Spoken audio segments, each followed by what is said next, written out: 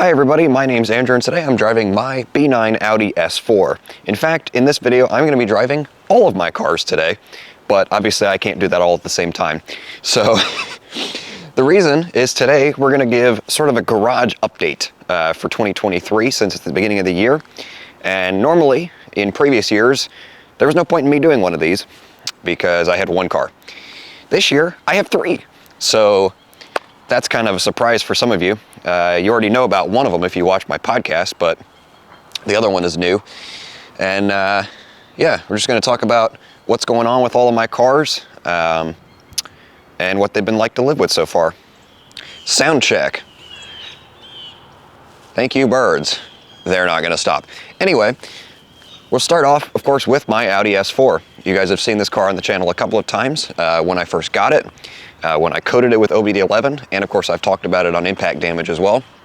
But the biggest thing with this car is that I've had it since last July now. I've had it for almost exactly 6 months, and actually a little over. And about half that time it's been tuned. I went with Unitronic Stage 1 Plus, basically just their Stage 1 93 octane tune. It makes about 460 horsepower, 480 torque at the crank, which is pretty healthy. It's still, what kills me is that this car tuned is still like just about dead even with a stock M340 xDrive. And then of course if you tune that, it's even faster. But that said, you know, this thing will run a 3.7, 3.80 to 60, somewhere in there on a good day. And you know, that's still pretty good. It's still quicker than most of the stuff you come across on a daily basis. And honestly, for under 40 grand, this is still one of the best value performance vehicles that you can buy, I think, just because it's quick, it's got massaging seats, and it basically drives itself. So what more could you want in a daily driver, really? So what are my plans for this car for the year? Well, to be honest, probably not a lot. I'm really just going to keep driving it. Like I said, I had it since July, and I've put 12,000 miles on it or so since then. I'm really just going to keep piling the miles on it and enjoying it. I will say that I probably do need to fix the oil leak at some point before it gets too much worse. I don't know where it's leaking from. I haven't had it looked at, but it is randomly leaking oil. It's something temperature sensitive because it only does it when I don't drive it.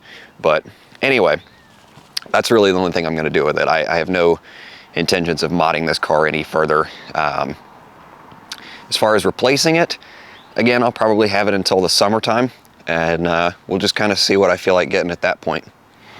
Now, I think I mentioned on Impact Damage at some point that I was considering replacing my S4 with a Polestar 2, and that very well could still happen. But there's been a little bit of a curveball, namely this, my new BMW i3. That's right, I bought a 2015 first generation i3, and before you unsubscribe, let me explain why. To be honest, I actually think it's pretty funny how many people hate these things. Now, obviously there are some flaws to it, and we'll cover those, but there's a lot to like about this car too. For one thing, it's rear-wheel drive, it's got good steering, it's got a really cool interior, and to be honest, I think it being funky and weird looking is actually interesting to me. It's actually kind of cool, which will make sense when you see my third car, which is a Subaru Baja. Clearly I like that sort of thing. But anyway, the biggest pain point, I think, for a lot of people is just the range. And this being what I said, a first gen i3, it has a 22 kilowatt hour battery, which is tiny. And so the range when it was new was 80 miles, which is already not a lot. Luckily, this car only has 30,000 miles on it, so the battery degradation is pretty minimal. The range now is 65 miles on a good day, depending on how you drive it, which obviously doesn't work for a lot of people. But for my use case, it's perfectly fine. And what exactly is my use case for this car, you're probably wondering? Well, on one hand, like I talked about on the podcast, an EV makes a ton of sense for me because I can charge it at my work for free. So I don't have to worry about constantly public charging it or installing a special outlet in my garage. So this is almost the ideal car to just drive to and from work in for that reason. Also, it's pretty much the perfect car for one of my side gigs, which is DoorDash. I'm never driving more than 50 to 60 miles at a time anyway when I'm doing that, because I'm only doing it for 3 or 4 hours per day, and it saves a ton of money on gas. So there you go. And as far as future plans with this car, obviously I just got it, so I'm not going to sell it anytime soon. I don't know how much I'm going to actually feature it on the channel, and I don't know how long I'm going to keep it for. It's mainly just going to get used for work, and it'll pay for itself easily doing that. So I will do a full walk around of it at some point, but if you guys do want to see more content with this thing, let me know. With that said, let's move on to the Baja, which a few people are probably actually interested in. Yes, that's right, my third vehicle is a 2006 Subaru Baja. I've been meaning to make a video with this thing since I got it. I've actually had it since October. I just haven't gotten around to it. So here it is. On paper, this is kind of the worst Baja you can buy. It's not the turbo, it's the base sport, and it's a 4-speed automatic. It's not a manual. But that said, the Baja is still an incredibly desirable car for a lot of people. So much to the point where this thing is actually worth double what I paid for it. And honestly, I love this thing. I love it a lot. I mean, just look at it. Look at how much character it has. It's ungodly slow, but the flat 4 sounds amazing. It's not very comfortable, but I don't really care. And I mean, come on. How can you not like this thing? There are actually a few things I want to do to this car. For one, you've probably noticed the giant red mud flaps. I say you've probably noticed. How can you miss the giant red mud flaps? I have nothing against either of the previous owners of this car or mud flaps in general, but these are a bit much. So I'm just going to swap those out for some black ones at some point, and I think that'll look better. Also, the paint on this thing overall is in really nice shape. There's not a ton of scratches or chips or anything major, but there is some PDR that could be done. There's a few door dings on both sides and some small dents on the hood that could be easily repaired.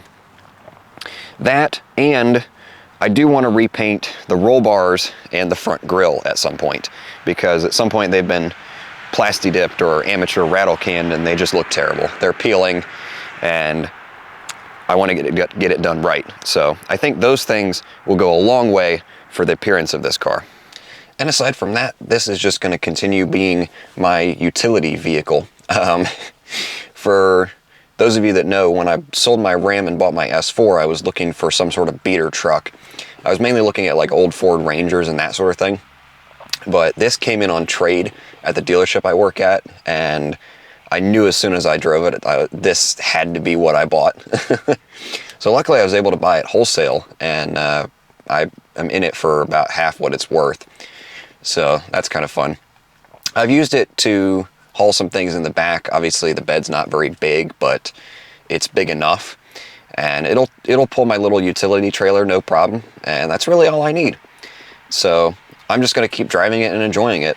This one's probably not going to go anywhere for at least a few years. There's really no reason for me to get rid of it, and it doesn't get driven a ton as it is, so I'm not going to get bored of it easily either.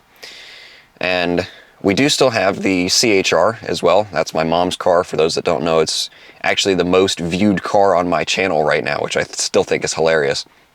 That's not going anywhere either. Probably won't again for a few years.